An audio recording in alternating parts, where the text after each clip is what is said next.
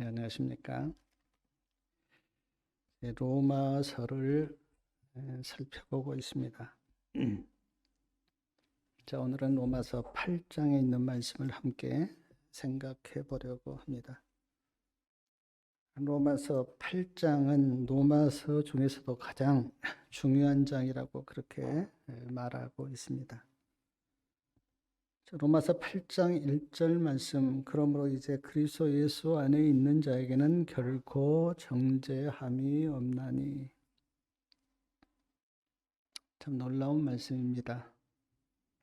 그리스도 예수 안에 있는 자에게는 결코 정죄함이 없다. 놀라운 말씀인데 어떤 분들은 이 말씀을 예수 믿으면 죄를 지어도 정죄함이 없다, 그렇게 받아들이는 사람이 있습니다. 예수 믿으니까 죄 지어도 괜찮다. 그러나 이 말씀은 그런 말씀이 아닙니다. 비록 우리가 연약해서 예수를 믿어도 넘어질 수는 있지만, 그러나 예수님을 믿으면 우리는 고의적인 죄는 지을 수가 없습니다. 그래서 킹 제임스 성경에는 로마서 8장 1절을 이렇게 번역하고 있습니다. 그러므로 이제 그리스도 예수 안에 있는 자에게는 결코 정죄함이 없나니 그들은 육신을 따라 행하지 아니하고 성령을 따라 행하느니라. 완전히 다르죠. 죄를 지어도 정죄함이 없다가 아니라 육신을 따라 행하지 아니하고 성령을 따라 행하기 때문에 정죄함이 없다. 그렇게 킹 제임스 성경에는 말씀하고 있습니다. 로마서 8장 2절부터 4절에 있는 말씀을 제가 읽어드리면, 이는 그리스도 예수 안에 있는 생명의 성령의 법이 죄와 사망의 법에서 너를 해방하였습니다. 율법이 육신으로 말미암아 연약하여 할 수 없는 그것을 하나님은 하시나니 곧 죄를 인하여 자기 아들을 죄 있는 육신의 모양으로 보내어 육신의 죄를 정하사 육신을 쫓지 않고 그 영을 쫓아 행하는 우리에게 율법의 요구를 이루어지게 하려 하심이라. 이 말씀을 한 말씀 한 말씀 한번 주목해서 읽어보시기 바랍니다. 이 말씀은 참 놀라운 말씀이에요. 로마서 8장 5절부터 13절까지는 육신과 성령을 대조하여 이렇게 말씀하고 있는데, 제가 그 말씀을 좀 이렇게 읽어드리면, 육신을 쫓는 자는 육신의 일을 생각하고 성령을 쫓는 자는 성령의 일을 생각한다. 육신의 생각은 사망이고 성령의 생각은 생명과 평안이다. 육신의 생각은 하나님과 원수가 되고 하나님의 법에 굴복치 아니할 뿐 아니라 할 수도 없다. 육신에 있는 자들은 하나님을 기쁘시게 할 수 없고 그리스도의 영이 없으면 그리스도의 사람이 아니다. 성령이 너희 안에 거하시면 성령으로 말미암아 너희 죽을 몸도 살릴 것이다. 육신대로 살면 죽지만 성령으로 육신의 욕망을 죽이면 살리라. 로마서 8장 5절부터 13절까지는 그 육신의 일과 성령의 일에 대해서 계속 그렇게 쭉 말씀하고 있습니다. 아주 놀라운 차이가 있어요. 그런데 우리 성도님들은 육신을 따라 사십니까? 성령을 따라 사십니까? 이렇게 큰 차이가 있는데 우리는 육신의 생각을 합니까? 성령의 생각을 합니까?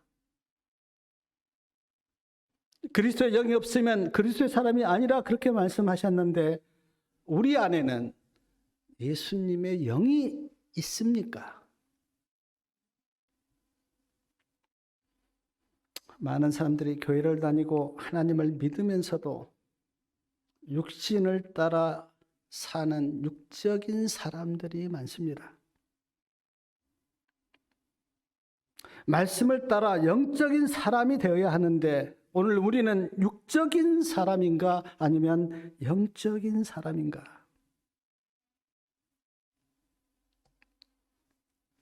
로마서 8장 14절에 있는 말씀 우리 다 같이 한번 읽어보겠습니다. 14절이요. 무릇 하나님의 영으로 인도함을 받은 그들은 곧 하나님의 아들이라.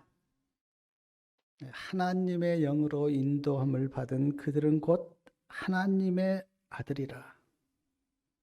하나님의 아들. 얼마나 놀라운 말씀입니까? 그래서 로마서 8장 15절에 보면 하나님을 아바 아버지라 부른다고. 하나님의 아들이기 때문에 하나님을 아빠 아버지라고 부른다고. 이 아빠는 아랍어인데 우리가 부르는 아빠처럼 그렇게 아랍어도 아빠 아버지라고 부른다고 말씀합니다. 우리가 하나님의 아들이기 때문에 하나님을 아빠 아버지라고 부르는데 그렇다면 사랑하는 여러분, 우리가 하나님의 아들이면 어떻게 살아야 할까요? 하나님의 자녀답게 살아야 합니다. 하나님의 자녀답게 하나님을 의지하면서 믿음으로 살아야 돼요. 또한 우리가 하나님의 아들이면 하나님 아버지와 친밀하게 그렇게 교제를 나누어야 합니다. 하나님 아버지의 음성을 듣고 내 마음을 하나님께 아버지께 기도로서 고백하고 아주 깊은 친밀함을 가져야 돼요. 하나님 아버지와 서먹서먹한다거나 교제가 없다면 우리가 하나님의 아들로서 얼마나 부끄럽습니까? 친밀하게 깊은 교제를 나누면서 하나님 아버지와 그렇게 지내야 합니다. 로마서 8장 17절에 보니까 자녀이면 또한 후사 곧 하나님의 후사요 그리스도와 함께한 후사라고 하였는데 후사는 상속자라는 뜻입니다. 하나님의 상속자. 하나님의 아들이니까 하나님의 것을 상속받은 상속자. 그래서 누가복음 19장에 보면 10고울을 차지하고 5고울을 차지한다고 하는 말씀이 있는데 하나님의 것을 하나님의 자녀들에게 상속하신다고.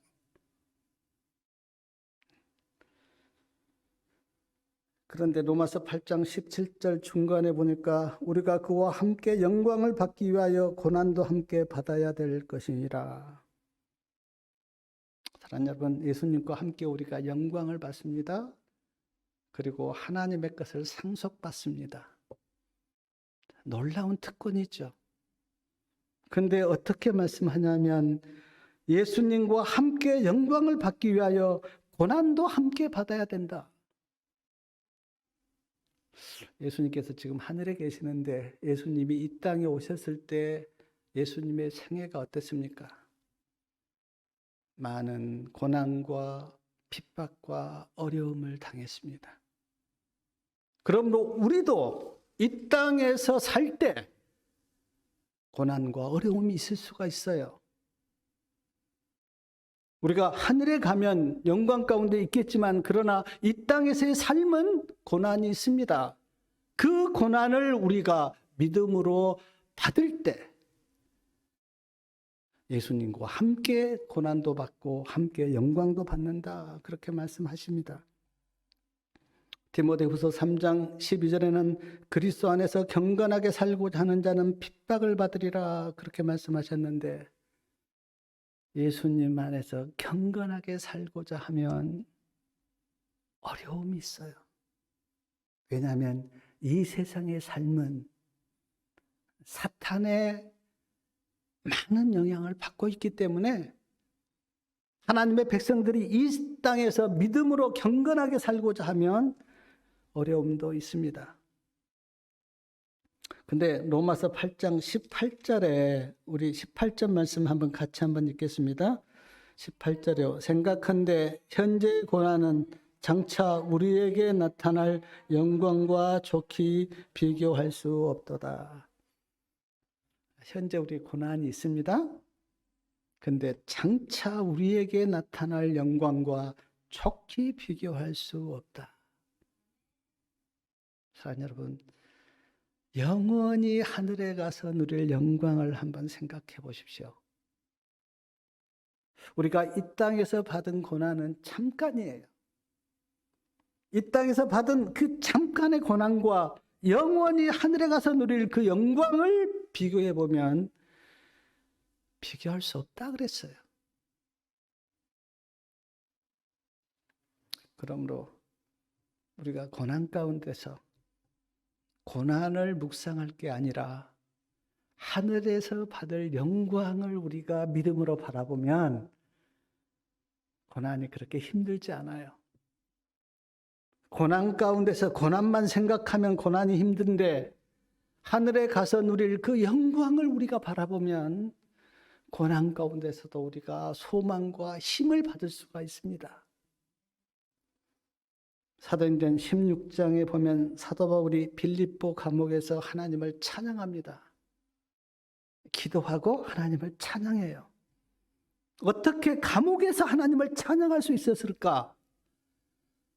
사도 바울은 감옥에서 하늘 영광을 바라본 거예요. 그러니까 찬양이 나온 거예요. 오늘 우리가 이 땅에서 살 때 이 땅만 바라보지 않고 하늘 영광을 바라보면 우리가 고난 가운데서도 사도 바울처럼 하나님을 찬양할 수가 있을 거예요. 그러므로 우리는 이 땅에 있는 것을 보는 사람들이 아니고 비록 우리가 이 땅에서 살지만 하늘 영광을 바라보고 하나님께서 우리에게 주실 그 놀라운 은혜와 특권을 바라보면서 사는 사람이 예수님을 믿는 그리스도인이에요. 또한 로마서 8장에는 세 번의 탄식이 나오는데 로마서 8장 22절에 보니까 피조물이 탄식해요. 피조물이 다 이제까지 함께 탄식하며 함께 고통하는 것을 우리가 아나니 피조물이 탄식한다는 거예요. 제가 이 말씀 이렇게 묵상하면서 피조물이 주로 언제 탄식할까 생각해 보니까 동물들도 병들어서 죽습니다. 그때 아마 탄식한 것 같아요. AI에 걸리면 이제 근처에 있는 다 동물들을 산채로 땅을 파서 이제 살처분을 하는데 그 살처분한 그 뉴스에 제가 그걸 봤거든요. 막 동물들 아주 산채로 땅을 파고 막 도자가 와서 땅을 깊이 파서 묻는데 그걸 보면서 동물들이 탄식하겠다 하는 생각이 들었어요. 어떤 분이 그 소를 이렇게 몰고 도살장으로 들어가면 소가 그때 눈물을 흘린다고 하는 그런 이야기를 한 적도 제가 봤습니다. 피조물이 탄식한다. 또한 로마서 8장 23절에 보면 23절 말씀 같이 한번 읽어보겠습니다. 이뿐 아니라 또한 우리 곧 성령의 처음 읽은 열매를 받은 우리까지도 속으로 탄식하여 양자 될 것 곧 우리 몸의 구속을 기다리나니 우리까지도 속으로 탄식한다. 우리도 탄식한다는 거예요. 이번에 이제 그 터키 시리아 거기 근처에서 이제 큰 지진이 일어났는데 막 건물들이 무너지고 그 무너진 건물 속에서 사람을 이렇게 구조되는데 그 수만 명이 건물에 깔려 죽어가는 걸 보면서 많은 사람들이 막 탄식, 어쩌면 저런 일이 일어날 수 있을까?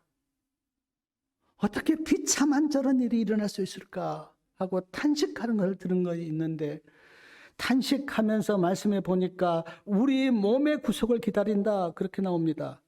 우리 몸의 구속을 기다린다. 근데 우리 몸의 구속이 언제 있습니까? 예수님 재림하실 때. 그래서 우리가 재림을 기다린 거예요. 왜냐하면 예수님이 재림하신 그 이후에는 비참하게 죽은 일이 없기 때문에.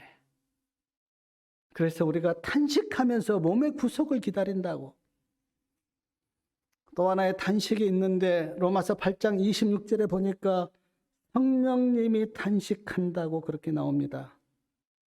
이와 같이 성령도 우리 연약함을 도우시나니 우리가 마땅히 빌 바를 알지 못하나 오직 성령이 말할 수 없는 탄식으로 우리를 위하여 친히 간구하시니라. 성령님이 탄식하면서 우리를 위해서 간구하신대요. 사랑하는 여러분, 어느 때 성령님이 탄식하면서 우리를 위해서 간구하실까요? 내가 믿음으로 살지 않을 때 성령님이 탄식하면서 아버지 앞에 간구하시는 거예요. 아버지, 저 영혼이 믿음으로 살지 않는데 좀 도와주십시오. 그래서 믿음으로 살도록 좀 인도해 주십시오. 어떤 영혼이 죄에 빠져 있을 때 탄식하면서 저 영혼이 지금 죄를 짓고 있는데 그 영혼을 좀 구원해 달라고 그렇게 탄식하면서 간구하신다고. 제가 이 말씀 이렇게 생각해 보니까 저도 옛날에 죄를 지었을 때 저를 위해서 성령님이 탄식하면서 간구하셨겠구나. 제가 화를 내고 못된 생각을 하고 형제를 비난하고 원망하면서 살 때 성령님이 나를 위해서 탄식하면서 간구하셨겠구나. 그런 생각을 하니까 참 마음이 씁쓸했습니다. 오늘도 우리 성령님은 우리를 위해서 탄식하면서 간구하세요. 특별히 내가 믿음으로 살지 않고 죄 가운데 있을 때 그 성령님은 나를 위해서 탄식하면서 간구하신다고. 사랑하는 우리 성도 여러분, 이 말씀을 꼭 기억하시고 나를 위해서 성령님이 탄식하지 않도록 믿음으로 사시기를 바랍니다. 로마서 8장 28절 말씀은 참 우리가 많이 아는 유명한 말씀인데 28절 말씀 우리 같이 한번 읽어보겠습니다. 우리가 알거니와 하나님을 사랑하는 자 곧 그 뜻대로 부르심을 입은 자들에게는 모든 것이 합력하여 선을 이루느니라. 우리가 참 많이 들었던 말씀인데 모든 것이 합력하여 선을 이룬다. 저는 이 말씀이 참 저에게 많은 위로와 용기를 주었는데 성도님들에게는 어떻게 이 말씀이 다가왔는지 제가 잘 모르겠습니다. 살다 보면 우리가 힘든 일을 만나지 않습니까? 힘든 일을 만날 때 하나님께서 염려하지 마라. 합력하여 선을 이룬다라고 하는 말씀이 내게 들어오면 그 힘든 일이 힘든 일로 보이지 않고 많은 위로가 돼요. 몸이 아플 때도 하나님께서 저에게 들려주기를 로마서 8장 28절 합력하여 선을 이루겠다고 하는 말씀이 제 안에 들리면 그렇게 많이 근심이 안 돼요. 하나님의 뜻이 있겠지. 하나님이 합력하여 선을 이루시겠지라고 생각하면 진짜 그렇게 돼요. 몸이 아프고 어떤 일이 힘들 때 원망하고 짜증내면 하나님께서 합력하여 선을 이루지 못해요. 근데 그 말씀을 내가 이걸 통해서 하나님께서 합력하여 선을 이루시라고 믿음으로 받으면 하나님이 진짜 그렇게 해주세요. 그러므로 사랑하는 여러분, 혹시 몸이 아프거나 어떤 일이 생길 때 원망하거나 짜증내지 말고 이 일을 통해서 하나님께서 합력하여 선을 이루시겠지라고 믿음으로 받으면 하나님이 그렇게 역사하십니다. 아무 일이 일어나지 않으면 하나님께서 나를 가르치지 못해요. 어떻게 하나님께서 나를 가르치시는가? 힘들고 어려운 일을 통해서 하나님께서 나를 가르치세요. 그러므로 힘들고 어렵고 어떤 일이 생길 때 하나님이 합력하여 선을 이루신다고 하는 이 말씀을 믿음으로 받고 믿음으로 나아가시기 바랍니다. 그러면 진짜 하나님께서 그렇게 역사하세요. 근데 누구에게 하나님께서 합력하여 선을 이루시는가 보니까 하나님을 사랑하는 자. 아무에게나 하나님께서 합력하여 선을 이루신 게 아니고요. 하나님을 사랑하고 하나님을 의지하고 하나님을 바라보는 자에게 합력하여 선을 이루세요. 하나님을 사랑하는 자. 하나님을 진실로 사랑하는 자는 불평하지 않아요. 하나님을 사랑하면 그 사랑하는 그 힘에서 하나님의 말씀에 순종할 수 있는 능력이 나와요. 하나님을 사랑하지 않으면 순종이 안 돼요. 근데 하나님을 사랑하면 하나님의 말씀에 순종하게 돼요. 그래서 예수님께서 부활하셔서 베드로에게 3번이나 물었던 말씀이 뭡니까? 네가 나를 사랑하느냐? 사랑하느냐 물었어요. 또한 로마서 8장 29절부터 30절에 보면 여러 말씀이 나오는데 거기에 보니까 택하셨다. 30절에 보니까 택하신 자들을 어땠습니까? 부르셨다. 부르신 자들을 의롭게 하셨다. 의롭다 하신 자들을 영화롭게 하셨다. 그렇게 나와요. 택하시고 부르시고 또 의롭다 하시고 영화롭게 하신. 제가 이 말씀 이렇게 묵상하면서 마음에 깨달았던 게 뭐냐면 하나님이 다 하셨구나. 하나님이 정하시고 부르시고 의롭다 하시고 영화롭다고 하신 하나님이 다 하셨구나. 우리는 하나님의 이끄심에 대해서 믿음으로 반응하면 되겠구나. 가래법을 기원 1권 390페이지에 부르심과 의롭다 하심은 같은 것이 아니라 그렇게 하였습니다. 사랑하는 여러분, 예수님이 모든 사람을 다 부르세요. 이 세상에 예수님의 부르심을 받지 않는 사람은 없습니다. 부르세요. 성령이 찾아가서 부르시기도 하고 어떤 사람을 통해서 부르시기도 하고 찬양교를 통해서 부르시기도 하고 어떤 아픔을 통해서 부르시기도 하고 예수님이 부르시지 않는 사람은 없어요. 근데 예수님께 온 사람은 많지 않습니다. 예수님께 와서 예수님을 믿고 의롭다 하심을 받는 사람은 많지 않아요. 그래서 부르심과 의롭다 하심은 달라요. 하나님의 은혜로 우리는 예수님의 부르심에 응답해서 예수님께 왔습니다.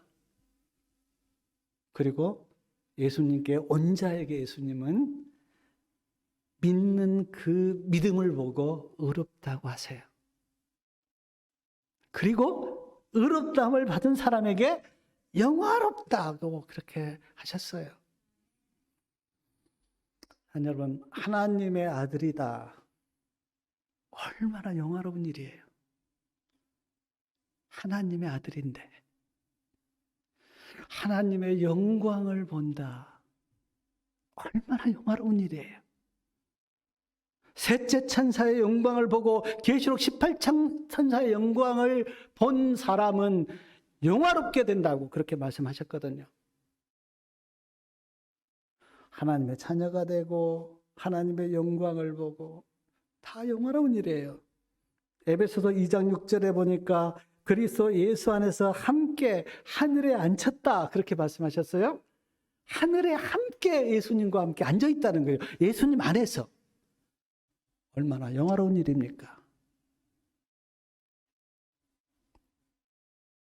하나님의 놀라운 구속에 대해서 감사하시기 바랍니다.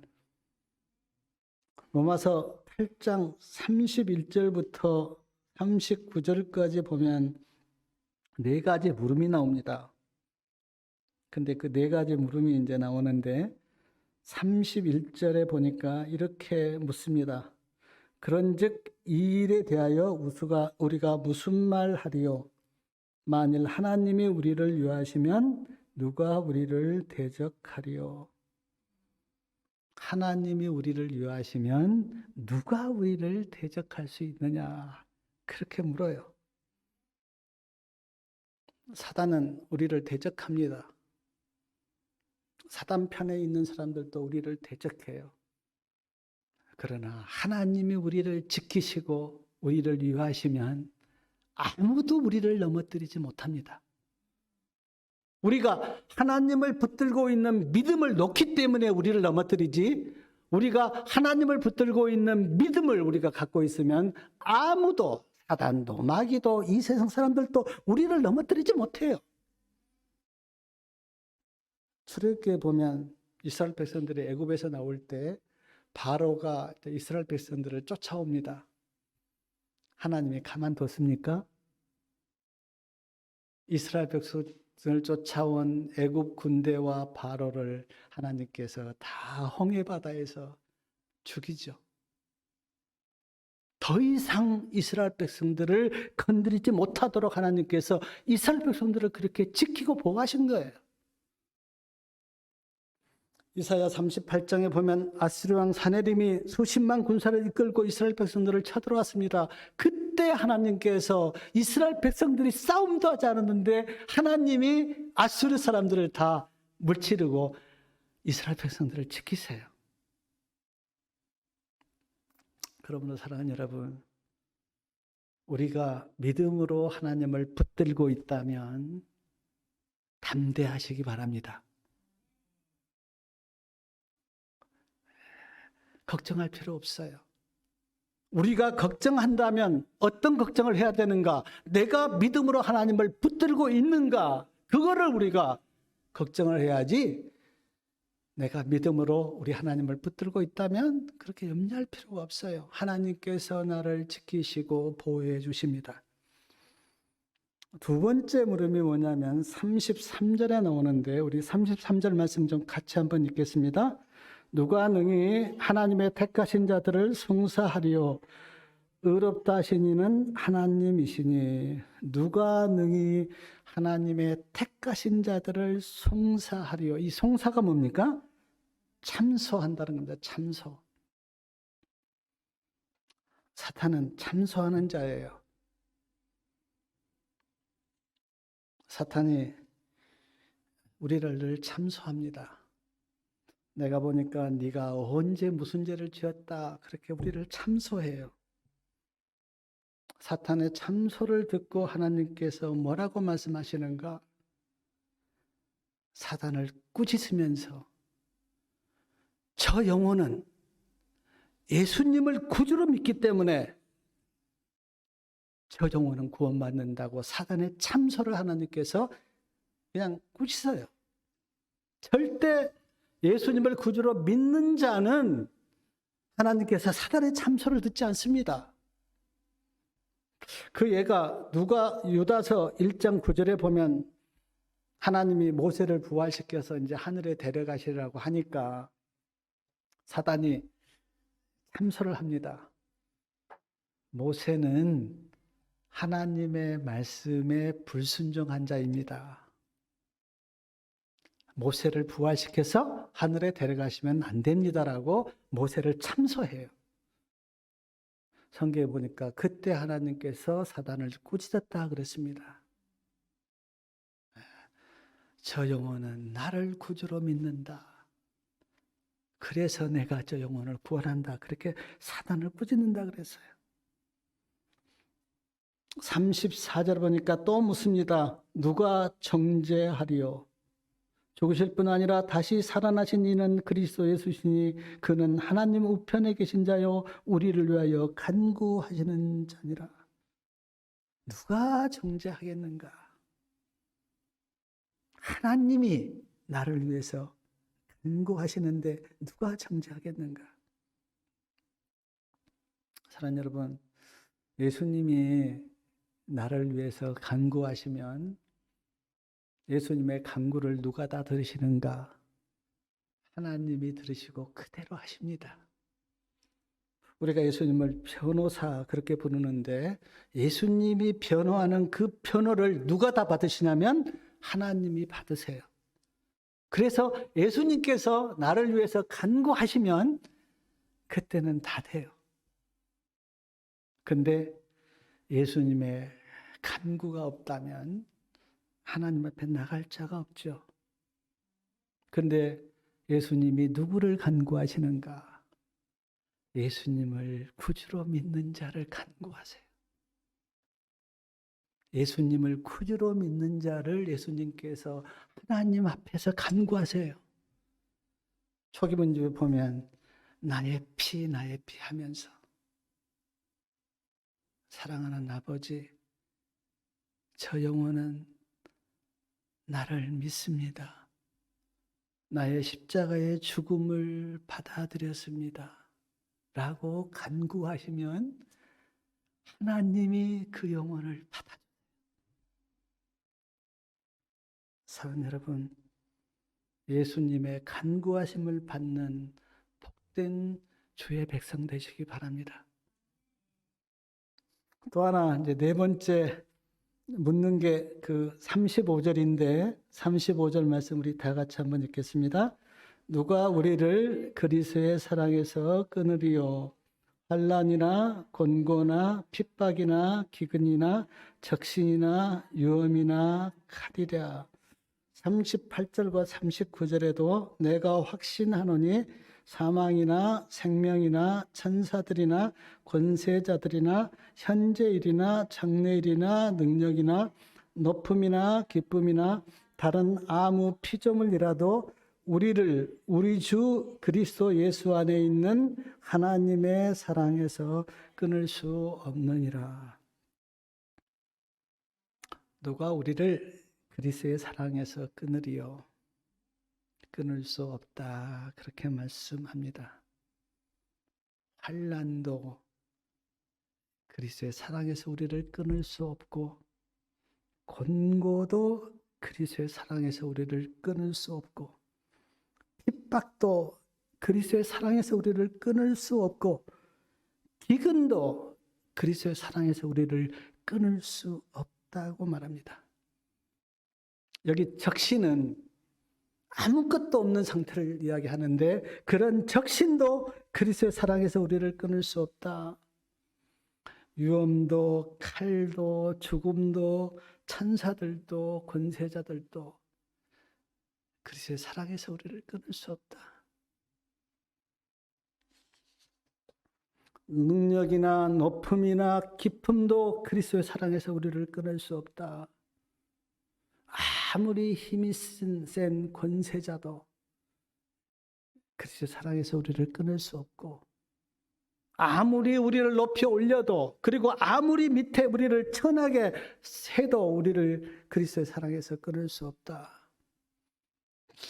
왜일까 제가 생각해 보니까 그리스도의 사랑보다 강한 것은 없기 때문에. 제가 기독교 역사를 이렇게 이제 들어보면 그리스도의 사랑에서 우리를 끊으려고 뭐 때로는 때리기도 하고 굶기기도 하고 핍박도 하고 모욕과 수치를 주기도 하고 감옥에 넣기도 하고 사자밥이 되기도 하고 불에 태워 죽이기도 하고. 제가 몇 년 전에 그 영상 하나를 봤는데 뭐 힌두교 지역인가는 모르겠는데 이제 예수님을 믿는 사람을 한 4명인가를 이렇게 불에 태워서 죽이는 그 영상을 참 봤는데, 그래도 그 사람이 끝까지 예수님을 부인하지 않고 그걸 다 받아요. 왜일까? 그리스도의 사랑이 그를 붙잡고 있기 때문에.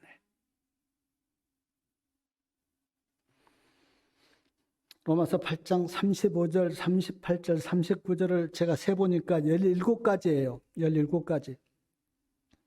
17가지로 그리스도의 사랑에서 그를 끊으려고 그렇게 하는데, 17가지뿐 아니라 온갖 방법을 다 동원해도 예수님의 사랑에서 끊을 수 없는 거예요. 죽음까지도 다 받아들이니까. 죽어도 좋으니까. 그리스도의 사랑이 그를 붙잡고 있기 때문에 죽음도 두려워하지 않으니까. 근데 사도행전 552페이지에 보니까 이런 말씀이 있었습니다. 하나님의 사랑에서 우리를 끊을 수 없는 것은 예수님이 우리를 매우 단단히 붙잡고 있기 때문이다. 우리도 믿음으로 예수님을 붙들고 있죠. 그러나 그것이 다가 아니라는 거예요. 예수님이 우리를 단단히 붙잡고 있다는 거예요. 예수님이 우리를. 우리가 예수님만 붙잡고 있다면 우리가 놓칠 수 있어요. 그런데 예수님이 우리를 붙들고 계신다는 거예요. 성령이 역사하시죠. 그리고 주님의 사랑이 나를 붙들고 있어요. 저는 믿음이 연약하지만 지금은 그런 생각이 들어요.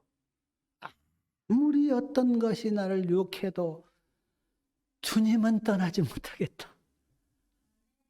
죽어도, 어떤 가난이 와도, 어떤 핍박이 와도 예수님은 떠나지 못하겠다.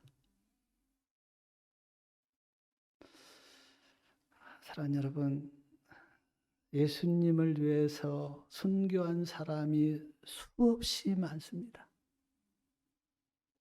그냥 자기 목숨 내놓고 주님을 믿는 거예요. 서울에 가면 순교자들의 그 무덤이 있다고 하는데, 우리가 6.25 때도 보면 막 교회에 들어가서 공산당들이 막 교인들을 다 이렇게 총살하고, 교회에 들어가 있는데 불을 질러서 이렇게 다 죽게도 하고. 근데 그들은 끝까지 주님을 믿고 의지했어요. 그리스도의 사랑에서 끊을 수가 없었습니다. 죽음도, 핍박도, 고난도, 어떤 것도 예수님의 사랑에서 끊을 수가 없었어요. 제가 4가지 묻는다 그랬어요. 누가 우리를 대적하리요? 누가 우리를 참소하리요? 누가 우리를 정죄하리요? 누가 우리를 그리스도의 사랑에서 끊으리요? 없다고. 우리를 대적하지 못하고, 우리를 참소하지 못하고, 우리를 정죄하지 못하고, 우리를 그리스도의 사랑에서 끊을 수 없다고 그렇게 말씀합니다. 로마서 8장 말씀을 좀 깊이 마음에 새기시길 바라요. 성령을 쫓아 사는가, 육신을 쫓아 사는가. 하나님이 우리를 하나님의 자녀로, 아들로 삼으셨는데 나는 하나님의 자녀답게 살고 있는가? 하나님의 후사라고 말씀하는데 하나님의 재산을 상속받은 후사로서 오늘 나는 이 땅에서 고난도 견딜 그런 믿음을 갖고 있는가? 하나님을 사랑하는 자는 합력하여 선을 이루신다고 말씀하는데 나는 하나님의 사랑을 그렇게 사랑하고 있는가? 4가지 묻는 이 물음에 우리는 이 말씀을 믿음으로 붙잡고 그렇게 가고 있는가? 사랑하는 여러분, 로마서 8장을 깊이 묵상하시고 끝까지 믿음으로 살아서 하나님의 자녀로서 하늘나라를 상속받는 그런 특권이 우리 모두에게 있기를 바라면서 말씀을 마치겠습니다.